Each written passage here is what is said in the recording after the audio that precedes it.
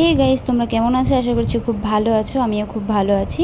তো আজকে আবারও একটা নতুন ভিডিও নিয়ে চলে এসেছি। তো এর আগের ভিডিওতে তোমরা দেখেইছো যে বরমশাই চলে এসেছিলো। তার ঠিক একদিন পরেই আমরা যাচ্ছি শপিং করতে। তো দেখো আমরা রেডি হচ্ছি একটু অন্যরকম করে।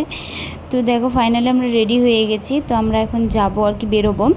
তো এই কুর্তিটা আমি অনলাইন থেকে নিয়েছিলাম কিছুদিন আগে। তো এটাই পরেছি, আমার খুব ভালো লাগে আর পরে খুব কমফোর্টেবল লাগছিলো।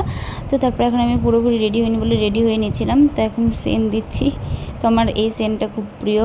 এখন দুজন মিলে রেডি শেডি হয়ে এখন আর কি যাব।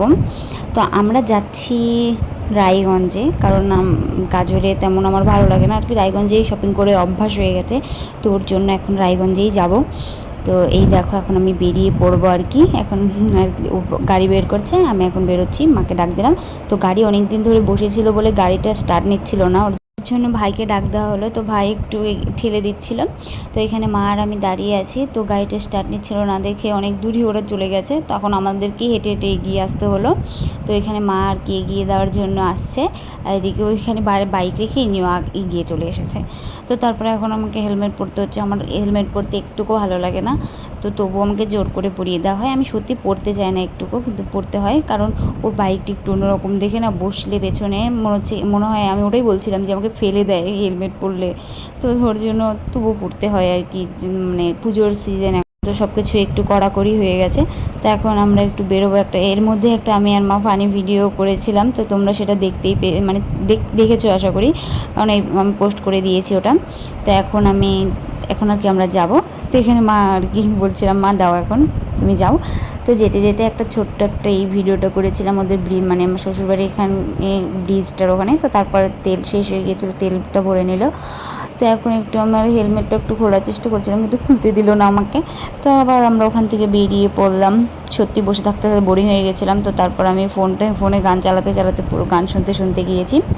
আর আমি তো বারবার যাচ্ছি আর হেলমেটটা ধরছিলাম। তো মাঝ রাস্তায় একটু দাঁড়িয়ে পড়েছিলাম, কারণ গলাটা শুকিয়ে গেছে, আমার খুবই জল তেষ্টা পেয়েছিল। আর আমার বরকে জল আনতে বলেছিলাম, তো ও তো দেখি পুরো ফুটি নিয়ে চলে এসেছে।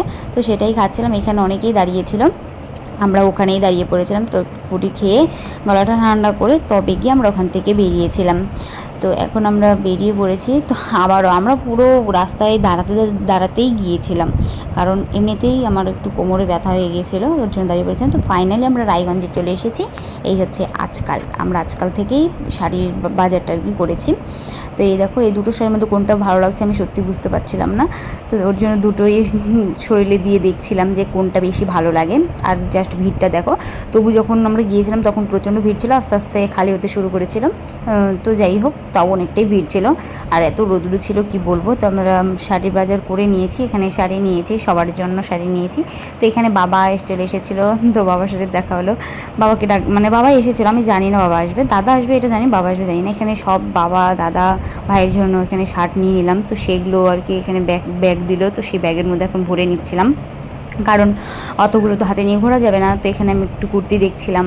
তো আর এত মোটা ছিল, আমি ভাবছিলাম এটা তো আমার শরীর, মানে আমার জন্য নয় এটা, তো ওই জন্য পরে এটা রেখে দিলাম। তো এখানে আমি দাঁড়িয়ে আছি, আমি আর দাদা, এখানে বড় মশাই বিল করতে গেছে। তো তারপরে খিদে পেয়ে গেছিলো প্রচণ্ড। তো তারপরে চলে গেছিলাম বিরিয়ানির দোকানে। তো এখানে বিরিয়ানি খাচ্ছি আমি, দাদা আর বড় মশাই। তো তিনজনে বিরিয়ানি খেয়েছি। তো আমি ফুল প্লেট তো খেতে পারিই না, তো আমার থেকে আমি দুজনকেই ভাগ করে দিয়েছিলাম, কারণ আমি ফুল প্লেট খেতে পারি না। তো তারপর আমাদের বাজার কমপ্লিট করে, খাওয়া দাওয়া কমপ্লিট করে, তারপরে এখন আমরা যাবো আর কি, ওটাই বলছিলাম। তো দাদা আবার ওখানে একটা কোল্ড ড্রিঙ্কস আনতে গেছিলো, তো সেটা খেয়ে নিয়েছিলাম।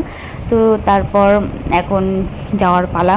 তো সত্যি কথা বলতে যেতে ইচ্ছা করছিল না, তো যেতে হলো। তো যাই হোক, দাদাকে বাই করে দিলাম, এদিকে চলে আসলাম।